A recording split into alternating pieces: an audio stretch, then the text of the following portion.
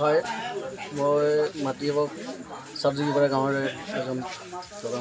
মোৰ নাম নুৰ হোসেন। অহা 18-19 তাৰিখত আমাৰ নাও খেল এখন মানে আয়োজন কৰা হৈছিল মাটিয়াবক চাবজুগিপাৰা গদাধৰ নদীত। তো বিশেষ কাৰণত দুঃখজনক কথা, বিষয়টো হ'ল মানে আমি পাৰ্মিশ্যনটো এপ্লাই কৰিছোঁ, ইতিমধ্যে 2-3 দিন বন্ধ থকাৰ কাৰণে আমাৰ পাৰ্মিশ্যনটো মানে ৰখি গ'ল। কষ্ট কৰিছোঁ আমি, কিন্তু নহ'ল। হ'ব পাৰে কালি পৰহিৰ ভিতৰত হ'ব, কিন্তু এতিয়া কালি পৰহিত আমাৰ খেলাই আছে।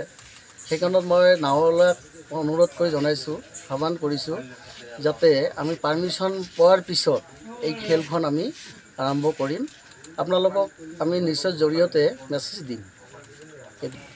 আৰু এটা কথা, খেলখন স্থগিত ৰখাৰ বাবে আমি খুব দুখিত। এইটো ভাইটি কোনোবাৰ যদি চিনি পায়, মোকে চবেই চিনি পায়, এইটো মই ক্ষমা বিচাৰিছোঁ।